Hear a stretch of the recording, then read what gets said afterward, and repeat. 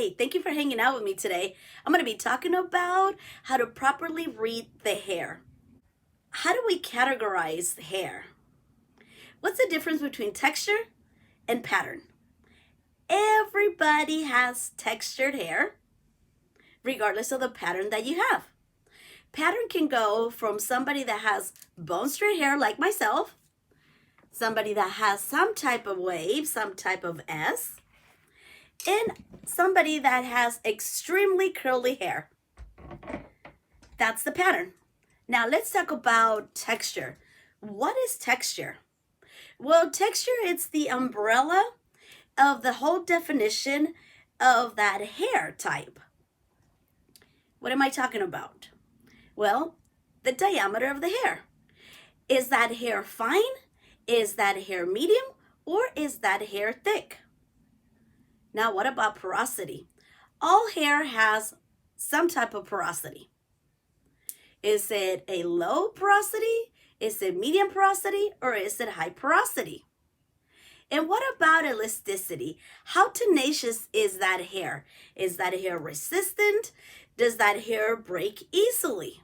So we have all heard to drop in a piece of hair in a glass of water. If it floats, what does it mean? It means that it's low porosity. But what about if it sinks? It means that it's high porosity. That hair just absorbed the most amount of water and just sunk to the bottom. But you can also find different types of porosity and different types of diameters in this one single strand of hair. And how can we recognize that? Let's just forget about that glass of water. I'm gonna get one strand of hair, okay? And this to me, it's let your fingers do the reading. If you glide your fingers, your index and your thumb, from new growth all the way to end, and it gets lost in your fingers, guess what? That hair is fine. If you can easily feel the hair as you glide your fingers, that hair is medium.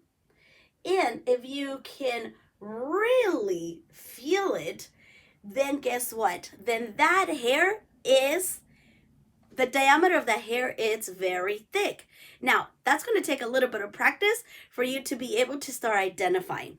Now, how do we test porosity? Well, let's make sure that the hair is clean, because if the hair has some type of product buildup, guess what? We could have a misread.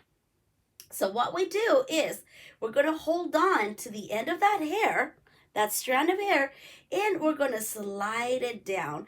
And actually, if you close your eyes, you actually get a better reading. So when you slide it down, you're going to feel little bumps along the way. The more bumps you feel, guess what? The higher the porosity that hair has. Let's talk about elasticity.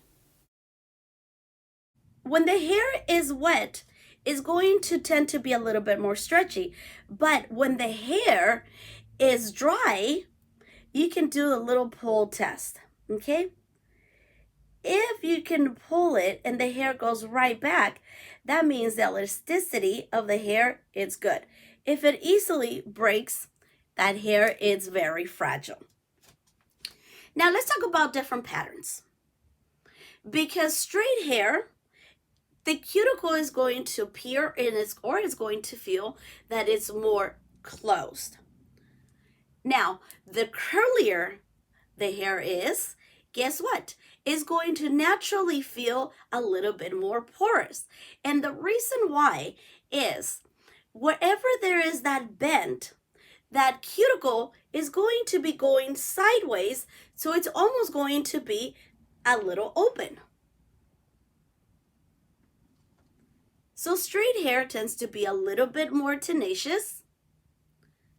Curlier hair tends to be a little bit more porous, and it also has an appearance, and it also feels that it's dry. I hope this was helpful. Here's a little graphic so that you can identify next time, where does your customer sit? I'll see you next time.